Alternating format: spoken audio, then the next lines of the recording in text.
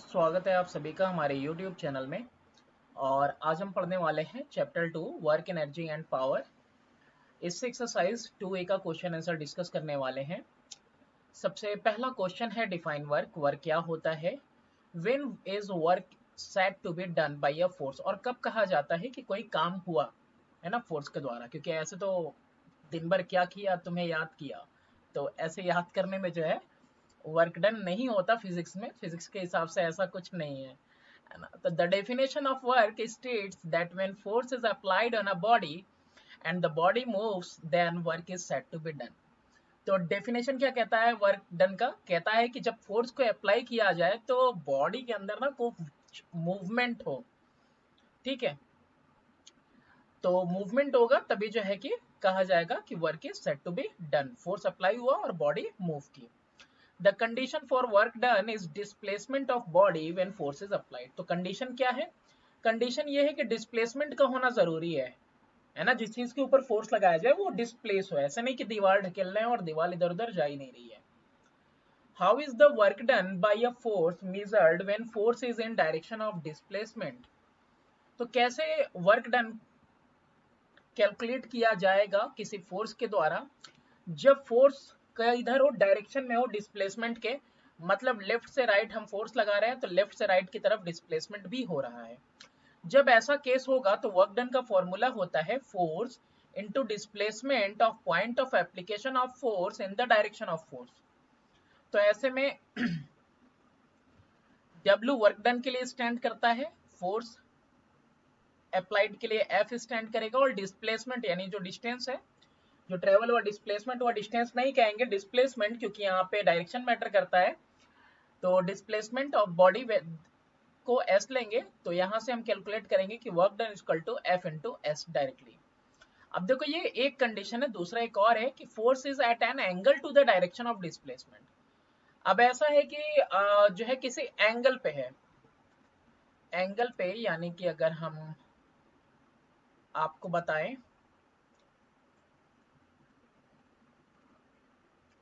तो ऐसे ऐसे किसी एंगल पे है, ठीक है, ये थीटा पे। तो ऐसे केस में क्या होगा, वर्क डन तो फॉर्मूला वही है, force into component of displacement in the direction of force हो जाएगा। अब देखो यहाँ पे आएगा क्या, वर्क डन के लिए W लिया था, फोर्स अप्लाइड के लिए F लिया था और डिस्प्लेसमेंट के लिए S लिया था। तो यहाँ पे work done is equal to F into S cos theta. और ये ना एक्सप्लेनेशन वाली वीडियो में हमने समझा भी रखा है, चैप्टर के एक्सप्लेनेशन में, वहां से भी देख सकते हो कि ये कैसे आएगा। ये एफ एस कॉस थीटा कैसे आता है ये वहां पे समझा रखा है। नेक्स्ट क्वेश्चन नंबर 3 है कि अब फोर्स F, फोर्स है जिसका नाम F है, यानी कि मैग्नीट्यूड नहीं दिया हुआ है और ऐसे ही अल्फाबेट में दिया है F, एक्ट करता है किसी बॉडी पे एंड डिस्प्लेसेस इट, मतलब उसका पोजीशन चेंज करता है बाय अ डिस्टेंस s। और यहाँ पे डिस्टेंस के लिए भी देखो क्यों न्यूमेरिकल वैल्यू नहीं है, यहाँ पे s अल्फाबेट का यूज हुआ है। In a direction at an angle theta, write the direction of with the direction of force, sorry, write expression for the work done. तो अभी हमने देखा एंगल वाले के लिए क्या था, एफ एस कॉस थीटा। ठीक है, एकदम सीधा सीधा, मतलब ये सब तो आप लिखना ही है आपको एक्सप्लेनेशन में जब आप आंसर लिखोगे, लेकिन डायरेक्टली अगर एक्सप्रेशन की बात करें तो work done equal to F S cos theta. अभी जस्ट हम लोगों ने देखा। नेक्स्ट क्या है, what should be the angle between force and displacement. Force और डिस्प्लेसमेंट के बीच में कितना एंगल होना चाहिए so that work done zero हो और मैक्सिमम हो। तो देखो भाई जब जीरो लाना है ना, तो ये जो cos थीटा है ना, cos 90 की वैल्यू जीरो होती है। तो अगर परपेंडिकुलर रहेगा, कैसा रहेगा, परपेंडिकुलर, ठीक है। तो अगर परपेंडिकुलर है, ऐसा परपेंडिकुलर है 90 डिग्री पे, तो अगर 90 डिग्री पे है तो ऐसे केस में cos 90 की वैल्यू जीरो, तो क्या आ जाएगा, जीरो आ जाएगा। ठीक है, और कह रहा है कि for work done to be maximum, तो वर्क डन मैक्सिमम होने के लिए angle between force and displacement should be equal to 0 degree as cos 0 degree equal to 1।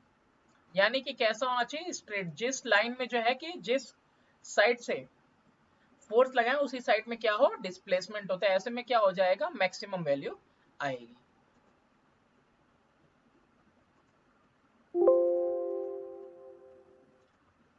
Next question, a body is acted upon by a force, force की वजह से वो acted है, state to condition when the work done is zero. अभी देखा work done zero कब होगा, जब या तो डिस्प्लेसमेंट जीरो हो जाए, कोई डिस्प्लेसमेंट नहीं हुआ तो एफ एस करेंगे तो force into displacement, displacement zero तो फोर्स कितना भी लगा लो जीरो हो जाएगा पूरी वैल्यू। और अभी हमने देखा cos 90 जीरो होता है, तो यहाँ पे अगर थीटा 90 डिग्री बन रहा है तो भी work done zero. Question number 5 है कि state the condition when the work done by a force is positive and negative, explain with the help of example. अब वो आपको कंडीशन अवस्था बतानी है जब वर्क डन किसी फोर्स के द्वारा फोर्स लगा रहे हैं लेकिन वर्क डन आपका पॉजिटिव हो और दूसरे केस में नेगेटिव। पॉजिटिव वाले में तो हम जानते हैं बिल्कुल सिंपल है कि जिस डायरेक्शन में फोर्स लगा रहे हैं उसी डायरेक्शन में डिस्प्लेसमेंट हो जाए, तो पॉसिबल है कि पॉजिटिव ही आएगा। when the displacement of the body is in direction of force, तो ऐसे के केस में क्या होगा, पॉजिटिव आएगा। नेक्स्ट है, और अच्छा इसमें एग्जांपल भी देख लो, जब एक child pushes a toy table, then the force applied by the child and the displacement of the table are in the same direction। यानी कि कोई अगर पुश कर रहा है लेफ्ट से राइट की तरफ और डिस्प्लेसमेंट भी उसी डायरेक्शन में हो रहा है जिस डायरेक्शन में फोर्स लगे, तो मतलब पॉजिटिव है। यहाँ पे देखो सेकंड केस थोड़ा सा अच्छा है, when the displacement of body is in the opposite direction। अब देखो सोचने वाली बात है कि हम फोर्स कहीं और लगा रहे हैं और डिस्प्लेसमेंट उसके अपोजिट डायरेक्शन में हो रहा है, ऐसा कहाँ होता है। ऐसे केस में वर्क डन नेगेटिव आएगा, यानी कि W equal to minus F into S आएगा, है ना। माइनस लगेगा किसके लिए, अपोजिट है इसके लिए लगेगा, नेगेटिव वर्क डन आएगा। तो इसका एग्जांपल है when a ball is throne upward, तो बॉल ऊपर की तरफ जा रहा होता है with a force, the ball moves to a height h, however the displacement is opposite to the direction of force of gravity। अगर ग्रेविटी के कंपैरिजन में हम उस बॉल का डिस्प्लेसमेंट देखें तो ग्रेविटी नीचे की तरफ डाउनवर्ड फोर्स लगा रही है और लेकिन उस बॉल का मूवमेंट ऊपर को जा रहा है, तो दोनों के बीच में अपोजिट डायरेक्शन है, तो इसका मतलब क्या आएगा, नेगेटिव वर्क डन आएगा। क्वेश्चन नंबर 6 है, a body is moved in a direction opposite to the direction of force acting on it। अभी वही वाला बात हुआ जो ऊपर की तरफ उठ के जा रहा है बॉल, है ना, सेकंड कंडीशन इससे पहले वाले क्वेश्चन का। State whether the work done of by the force और work done is against the force. तो यहाँ पे वर्क डन हुआ है फोर्स के द्वारा या वर्क डन हुआ है फोर्स के अगेंस्ट में। तो देखो यहाँ पे कि when a body is moved in a direction opposite to the direction of force, then work done is against the force acting on the body। Body पे जो फोर्स एक्ट कर रही है उसके खिलाफ काम हुआ है, क्योंकि वो जो बॉडी नीचे से ऊपर की तरफ जा रही है उसके ऊपर क्या लगा है, ग्रेविटेशनल फोर्स, और उसके अपोजिट में काम हो रहा है। तो बिल्कुल देखो ऊपर और उसी के ठीक नीचे तो कितना डिग्री बनेगा, 180 डिग्री बनेगा, है ना, एकदम स्ट्रेट लाइन पे। तो ऐसे केस में थीटा कितना हो जाता है, 180 डिग्री हो जाता है, ठीक है। तो 180 डिग्री हो जाएगा, देखो बॉल ऊपर की तरफ मूव करेगा, है ना, ठीक, बॉल है, बॉल ऊपर की तरफ मूव कर रहा है, लेकिन बॉल के ऊपर फोर्स कैसा लग रहा है, ग्रेविटेशनल फोर्स। देखो फोर्स ऑफ ग्रेविटी डाउनवर्ड लगती है ना, तो इन दोनों के बीच में ये जो एंगल बनेगा, ये एंगल कितना होगा, ये एंगल तुम्हारा 180 डिग्री होगा, है ना, फोर्स और डिस्प्लेसमेंट के बीच में। तो इसके बीच में अगर एंगल 180 डिग्री आ रहा है, इसका मतलब क्या हो जाएगा, 180 की वैल्यू कितना होती है, cos 180 -1, तो यानी कि वर्क डन नेगेटिव आएगा। यही बात देखो अभी फिफ्थ का सेकंड और अच्छे से समझ में आ गया होगा। When a body moves in a circular path, जब कोई बॉडी सर्कुलर पाथ पे मूव करती है, how much work is done by the body। ये तो तुमको इससे पहले वाले चैप्टर से पता चल रहा होगा, कैसे, सेंट्रीपिटल वाले फोर्स में जैसे तुमने पढ़ा है। When a body moves in a circular path, no work is said to be done by the body as the force is directed toward the center of circular path, the body is acted upon the centripetal force। पढ़ दो फिर समझा रहे हैं। At all point the displacement is along the tangent to the circular path I normal to the direction of the force। नहीं समझ में आया, चलो देखते हैं। ये रहा हमारा सर्कुलर मोशन में कोई चीज, अब यहाँ पे है हमारा ऑब्जेक्ट। अब देखो ये ऑब्जेक्ट किधर को जाएगा भाई, इस ये डायरेक्शन डिस्प्लेसमेंट का ऐसा होगा और ये हमेशा क्या करेगा, सेंटर को सीक करेगा, है ना। तो इन दोनों के बीच में एंगल कितना बना, फोर्स और डिस्प्लेसमेंट के बीच में 90 डिग्री, और किसी भी इंस्टेंस पे किसी भी जगह पे कितना एंगल बन रहा होगा, 90 डिग्री बनेगा। इसको हमने इससे पहले वाले चैप्टर में फोर्स में देखा है। कहीं भी एंगल कितना बनेगा, 90 डिग्री बनेगा। और इसकी वजह से क्या हो जाएगा, इसकी वजह से cos 90 आएगा ना, दोनों के बीच में एंगल बन रहा है तो cos 90 एफ एस cos 90 की वैल्यू 0, तो इसीलिए सर्कुलर मोशन में कोई भी बॉडी है तो वर्क डन 0 आ जाएगा। ठीक है, नेक्स्ट क्वेश्चन है, a satellite revolve around the earth in a circular orbit. ले भैया यही वाला डायग्राम है, सैटेलाइट ही मान लो इसको घूम रही है। What is the work done by the satellite, give reason. लो भैया 0 वर्क डन, क्यों, क्योंकि टेंजेंट पे होगा। At all point the displacement is along the tangent to the circular path that is normal to the direction of force. ठीक है, ये displacement का डायरेक्शन और ये फोर्स का डायरेक्शन, तो दोनों परपेंडिकुलर, काम खत्म यहीं पे, कोई दिक्कत नहीं होनी चाहिए। State whether work is done और not by writing yes or no in the following cases. A man pushes a wall, एक आदमी दीवार को धक्का दे रहा है, वर्क डन हुआ कि नहीं हुआ, अरे नहीं भैया, दीवार खिसकेगी तब वर्क डन होगा। A coolie stands with a box on his head for 15 minutes, उसके भले ही पसीने छूट गए, फिजिक्स बोलेगा काम नहीं हुआ, लेकिन काम होता है अगेंस्ट द ग्रेविटी। ठीक है, तो यहाँ पे वर्क डन नहीं हुआ, डिस्प्लेसमेंट के हिसाब से वर्क डन नहीं हुआ। A boy climbs up 20 stairs, एक लड़का सीढ़ियों पे चढ़ रहा है, यस वर्क डन। ऐसा क्यों वर्क डन हुआ, अब ये आगे हम लोग डिस्कस करेंगे, है ना, हाइट पे जा रहा है वर्क डन होगा।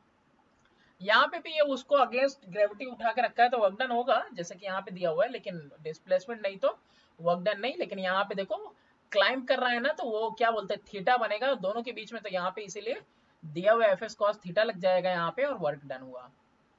A coolie X carrying a load on his head climbs up a slope and another coolie Y carrying the identical load on his head moves the same distance as on a frictionless horizontal platform. Who does more work, explain the reason. एक coolie x है, carry करता है एक वजन अपने head के ऊपर और वो ऊपर चढ़ रहा है स्लोप के ऊपर, और दूसरा कूली है वाई जो कैरी कर रहा है identical load on his head और मूव कर रहा है सेम डिस्टेंस, और लेकिन ये जा रहा है फ्रिक्शनलेस हॉरिजॉन्टल प्लेन पे, जबकि वो क्लाइंब कर रहा है स्लोप के ऊपर। कौन ज्यादा काम किया, वर्क डन गिवन है एफ एस कॉस थीटा से। कूली वाई मूव कर रहा है load on a frictionless horizontal platform पे, force acting on the load is the force of gravity. Force जो लोड के ऊपर है कैसा है, फोर्स ऑफ ग्रेविटी लग रहा है। In case coolie Y has a platform is horizontal, तो सो एंगल कितना आएगा, 90 डिग्री आएगा। ठीक है, कॉस 90 की वैल्यू कितनी होती है, 1 होती है। अरे सॉरी, एक्सट्रीमली सॉरी, cos 90 की वैल्यू 0 होती है, तो cos 90 की वैल्यू 0 होने की वजह से पूरा वर्क डन ही इसका 0 हो जाएगा। तो इसका मतलब कूली वाई कोई काम नहीं किया हॉरिजॉन्टल प्लेन पे। कूली एक्स क्या कर रहा है, अगेंस्ट जा रहा है स्लोप के, एफ एस cos थीटा जो भी एंगल बनेगी उसका कुछ ना कुछ वाई निकले, वो वैल्यू निकलेगा। एस कॉस थीटा 30 डिग्री बने, 60 डिग्री बने, कुछ भी बने, 90 से नीचे 0 से ऊपर बने, उसकी वैल्यू आएगी और वैल्यू से कैलकुलेट करेंगे तो वर्क डन की वैल्यू हो जाएगी। इसका मतलब एक्स वाले ने ज्यादा काम किया as comparison to Y, Y ने तो 0 काम किया ना। The work done by a fielder when he takes a catch in a cricket match is negative, explain. एक फील्डर है, जब वो कैच लिया क्रिकेट मैच में तो वर्क डन नेगेटिव हुआ, ऐसा क्यों भाई, ऐसा इसलिए as the force applied by him, जो फोर्स उसने अप्लाई किया है is in the direction opposite to the displacement. Ball जा रही थी बाउंड्री की तरफ और उसने बचाने के लिए फोर्स लगाया आगे की तरफ, दोनों में 180 डिग्री का एंगल बनेगा, बिल्कुल अपोजिट डायरेक्शन में डिस्प्लेसमेंट और फोर्स है, तो इसकी वजह से work done by him is negative, क्योंकि 180 डिग्री cos 180 कितना होता है, -1। Give an example when work done by the force of gravity acting on a body is 0, even though the body gets displaced from its initial position. Okay, okay, okay. बहुत सारे example है ऐसे। सबसे बढ़िया example यही है कि देखो भैया, ऐसा एग्जाम्पल बताना है कि फोर्स ऑफ ग्रेविटी एक्ट तो कर रही है, उसके बावजूद वर्क डन 0 हो जा रहा है, तो ऐसा तब होगा जब कूली सामान लेके जाएगा। कूली ने खोपड़ी पे सामान रखा हुआ है और डिस्प्लेसमेंट तो होता जा रहा है लेकिन परपेंडिकुलर है, डिस्प्लेसमेंट और फोर्स का डायरेक्शन 90 डिग्री पे बन रहा, तो cos 90 की वैल्यू 0, तो ऐसे में कंडीशन क्या हो गया, वर्क डन कितनी आएगी, 0। In case of work done by the force of gravity is zero even though the load get displaced from initial position। अब भाई लोड तो दाएं से लेके बाएं जा रहा है ना, दाएं बाएं हॉरिजॉन्टल प्लेन पे, वो तो चल तो रहा है लोड लेके, लेकिन क्या हो रहा है 90 डिग्री बनने की वजह से फोर्स और डिस्प्लेसमेंट के बीच में एंगल क्या हो जा रही, वर्क डन की वैल्यू पूरी जीरो हो जा रही। What are the SI and CGS unit of work? How are they related? Establish the relationship। तो SI यूनिट वर्क टन का होता है जूल और CGS यूनिट अर्ज होता है। अर्ज छोटा होता है, जूल बड़ा होता है। रिलेशनशिप क्या है, एक जूल का मतलब होता है यानी कि 1 न्यूटन का फोर्स लगा और 1 मीटर डिस्प्लेसमेंट हुआ, 1 न्यूटन मीटर। और हमको पता है कि 1 न्यूटन इक्वल होता है 10 पे पावर 5 डाइन के, और 1 मीटर होता है 10 पे पावर 2 सेंटीमीटर के, यानी 100 सेंटीमीटर के। तो 1 जूल का मतलब क्या हो जाएगा, न्यूटन। देख रहा हो, न्यूटन, न्यूटन की जगह पे 10 पे पावर 5 डाइन लगाए, 1 मीटर की जगह पे 10 का स्क्वायर सेंटीमीटर लगाए, तो 5 और 2 ये दोनों प्लस हो गए जीरोस, तो कितना आ गया 10 पे पावर 7, और डाइन सेंटीमीटर को क्या है ये अर्ज। तो 1 जूल इज इक्वल टू 10 पे पावर 7 अर्ज। State and define the SI unit of work. SI unit of work क्या होता है, तो एसआई यूनिट ऑफ वर्क जो है जूल है, ठीक है। 1 joule of work is said to be done. 1 joule work कब कहा जाता है कि हुआ है, when force of 1 newton, 1 newton का फोर्स डिस्प्लेस करेगा a body through distance of 1 metre. है ना, देखो यहाँ पे 1 जूल 1 न्यूटन का फोर्स 1 मीटर डिस्प्लेसमेंट लाए, उसको कहते हैं हम लोग 1 जूल, ठीक है। तो यही है इसका डेफिनेशन, एक्सप्रेस कर लिए पीछे ही। क्वेश्चन नंबर 16 है, a body of mass m falls through a height h। m वजन है, h हाइट है, ऊपर से गिर रहा है। Obtain an expression for the work done by the force of gravity. तो एक्सप्रेशन कैसे बनाएंगे हम लोग, यहाँ पे देखो m दिया है मास के लिए, हाइट के लिए h दिया है। हमको मालूम है work done equal to F into S होता है, ठीक है। अच्छा, ये F के लिए एक बात को समझो, तो F होता क्या है, मास इंटू एक्सेलरेशन। और ग्रेविटेशनल फोर्स में क्या होता है, एक्सेलरेशन ग्रेविटी के इक्वल होता है, यानी कि F की जगह पे हम mg लिख सकते हैं ना। और S क्या हो रहा है, S यहाँ पे हाइट ऊंचाई पे है, तो F और S की वैल्यूज अगर हम लिखना चाहें तो F की जगह पे m इंटू जी, और S की जगह पे क्या लिख देंगे, S की जगह पे हाइट है तो h लिख देंगे, तो W इक्वल टू mgh। अगर कोई बॉडी ऊपर से नीचे गिर रही है तो क्या हो जाएगा, mgh एक्सप्रेशन हो जाएगा। A boy of mass m climbs up stairs of vertical height h। ऊपर को जा रही हाइट है, क्लाइंब करता है सीढ़ियों पे। What is the work done by the boy against the force of gravity। तो कितना काम किया उसने अगेंस्ट द ग्रेविटी, तो अभी तुरंत हम लोगों ने देखा ना mgh। क्यों, क्योंकि वो भी तो हाइट पे जा रहा है, वर्टिकली ऊपर जा रहा है, तो mgh उसने इतना काम किया। What would have been the work done if he uses a lift in climbing the same vertical height। अगर वो लिफ्ट का इस्तेमाल करता ना तो भी सेम रहता, mgh ही रहता, ठीक है। Define the term energy and its state its SI unit. Energy क्या है, तो energy is defined as capacity to do work. जितना आप काम करते हो उतना ही आपके अंदर कैपेसिटी है, ठीक है। एसआई यूनिट जूल होता है इसका भी। What physical quantity does electron volt measure. किस फिजिकल क्वांटिटी को इलेक्ट्रॉन वोल्ट मेजर करता है और कैसे वो रिलेटेड है SI unit of that quantity से। तो 1 इलेक्ट्रॉन वोल्ट का मतलब होता है कि एक इलेक्ट्रॉन पे कितना चार्ज है, दैट इज 1.6 इंटू 10 पे power 19 minus 19 coulomb into 1 volt. तो 1 electron volt is equal to 1.6 into 10 पे पावर माइनस 19 जूल, ठीक है। ये इस तरीके से रिलेटेड है। तो एनर्जी जो है एटॉमिक पार्टिकल का, उसको मेजर किया जाता है, और रिलेशन देख लिया। Complete the following sentences. 1 joule is equal to कितना कैलोरी, तो 0.24 calorie. 1 kilowatt hour is equal to 3.6 into 10 power 6 joule. ये जूल में दिया था, इसीलिए जूल में कन्वर्ट करना है। Name the physical quantity which is measured in calorie. Calorie में किसको हम लोग मेजर करते हैं, हीट एनर्जी को कैलोरी में मेजर करते हैं। अभी आप कैलोरीमेट्री पढ़ोगे ना इसी क्लास में, क्लास 10th में ही। How is it related to SI unit of that quantity. SI unit से कैसे है रिलेटेड, तो 1 कैलोरी इक्वल टू 4.18 जूल, ठीक है। यहाँ नहीं देखो, यहाँ पे जूल का कैलोरी में दिया हुआ है। Define kilowatt hour. Kilowatt hour क्या है, कैसे रिलेटेड है जूल से? तो kilowatt hour energy spent by a source of power. Power का जो सोर्स आ रहा है, यानी तुम्हारे घर के अंदर जो बिजली आ रही है उसी की बात कर लो, है ना। 1 किलोवाट इन 1 आवर, तो उसी को किलोवाट आवर कहते हैं भाई। और 1 किलोवाट आवर इक्वल होता है 3.6 इंटू 10⁻⁶ जूल के। Define the term power. Power को डिफाइन करना है और उसका ऐसा यूनिट बताओ। पावर का मतलब होता है रेट ऑफ डूइंग वर्क। कोई दो लोग अगर सेम काम कर रहे हो तो कैसे आप किसको काम दोगे? तो जिसका पावर अच्छा होगा, जो ज्यादा जल्दी कर देगा। तो यानी हम वर्क डन को टाइम से डिवाइड कर दें तो हमको पावर मिल जाएगा। ऐसा यूनिट क्या होता है? वॉट होता है। State to factor on which power spent by a source depends, explain your answer with example. दो घटक बताने हैं जिसपे पावर जो स्पेंड किया गया किसी सोर्स के द्वारा वो डिपेंड करता है। पहला तो amount of work done by the source, कि कितना अमाउंट ऑफ वर्क डन हुआ, पहली चीज। और दूसरा कितना टाइम लगा उसको होने में, time taken by the source to do the said work. तो कितना अमाउंट ऑफ वर्क डन हुआ, दूसरा कितना टाइम लगा। तो ये दो फैक्टर्स होते हैं जो जिसपे डिपेंड करता है कि पावर कितना स्पेंड हुआ। चलो एक एग्जांपल तो समझते हैं। लेट अस सपोज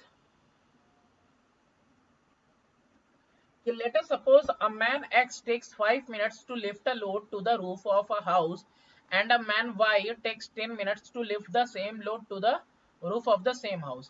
एक X से 5 मिनट में ले जा रहा है, Y जो है 10 मिनट में ले जा रहा है। तुम खुद ही सोचो किसको काम पे लगाओगे? 5 मिनट वाले को। Work done by both the person remain the same, दोनों ने एक ही काम किया। कोई लोड लिया, उसको लेके गए, इक्वल लोड था, but the power spent by X is twice. X ने दुगना पावर स्पेंड किया as compare to Y, because X ने क्या किया? फास्टर काम किया भाई। यहाँ पे differentiate between work and power. तो वर्क क्या है, पावर क्या है? तो वर्क डन प्रोडक्ट है फोर्स और डिस्प्लेसमेंट का, और जबकि पावर जो है रेट ऑफ डूइंग वर्क है। वर्क डन इंडिपेंडेंट है टाइम से, कोई मतलब नहीं, बस खाली वर्क डन होना चाहिए, काम होना चाहिए। पावर डिपेंड करता है टाइम पे, कितने समय में काम हुआ।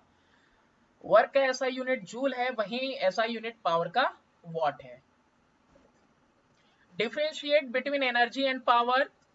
तो एनर्जी को डिफाइन किया जाता है कैपेसिटी बॉडी की, कि कितना काम कर सकता है टू डू वर्क, और पावर होता है rate at which energy is supplied by the body, किस रफ्तार से उस एनर्जी, वो एनर्जी को क्या कर रहा है? सप्लाई कर रहा है। एनर्जी स्पेंट जो किया जा रहा है तो वो इंडिपेंडेंट होता है, जबकि पावर में हम टाइम के कंपैरिजन में देखते हैं एनर्जी को, कि कितने टाइम में कितना एनर्जी जा रहा है। एनर्जी का ऐसा यूनिट जूल और पावर का ऐसा unit what. State and define the ऐसा यूनिट ऑफ पावर। तो वॉट है, 1 वॉट का मतलब होता है 1 जूल वर्क हुआ है 1 सेकेंड में। Name the physical quantity measured in terms of horse power. कौन सा फिजिकल क्वांटिटी है जिसको हम लोग हॉर्स पावर में मेजर करते हैं, और हॉर्स पावर कैसे रिलेटेड है ऐसा यूनिट ऑफ पावर से? Power is the physical quantity. Power को ही हम लोग हॉर्स पावर में कैलकुलेट करते हैं, और रिलेशनशिप ये है कि 1 horse power is equal to 746 watt. Differentiate between watt and watt hour. तो यूनिट ऑफ पावर जो है वॉट होता है, जबकि वॉट आवर का मतलब होता है कि मतलब घंटे के हिसाब से होता है, क्योंकि since power into time is equal to work और एनर्जी। ठीक है, तो वॉट जो है बस इसका ये यूनिट है, और जो यूनिट है वर्क का वो जो है वॉट आवर है। पावर का वॉट, वर्क का watt hour. Name the quantity which is measured in kilowatt hour. Kilowatt hour में एनर्जी को, किलोवाट में पावर को, वॉट आवर में एनर्जी को, और इलेक्ट्रॉन वोल्ट में भी एटॉमिक एनर्जी जो होती है उसी को। Is it possible that no transfer of energy takes place even when force is applied to a body? क्या कभी ऐसा हो सकता है कि हम फोर्स तो लगा रहे हैं लेकिन कोई एनर्जी ट्रांसफर नहीं हो रहा है? तो यहाँ पे ऐसे बहुत सारे केस हैं, और ऐसा केस आपको मिलेगा जबकि ट्रांसफर ऑफ एनर्जी बिल्कुल भी नहीं होगी इवन आफ्टर फोर्स अप्लाई किया। When a body moves in a circular motion then force act normal to the displacement of the body and there is no transfer of energy and work done is zero. तो ऐसे case में circular motion की बात हो रही है। Circular motion में देखो कोई एनर्जी ट्रांसफर नहीं हो रहा है और साथ ही साथ वर्क डन क्या हो रहा है, 0 हो रहा है। अब इसके बाद है आपका multiple choice question. 1 horse power अभी पढ़ा हमने 746 वाट। किलोवाट आवर यूनिट है किसका, एनर्जी का, जो बिजली का बिल वगैरह है इसी के हिसाब से जमा करते हैं हम लोग। That's all for this exercise. I hope आपको समझ में आया होगा। Thanks for watching. Do subscribe and share my channel. इतना बढ़ा दो मतलब कि वो डिजिटल बोर्ड वगैरह खरीद सके हम अच्छे से।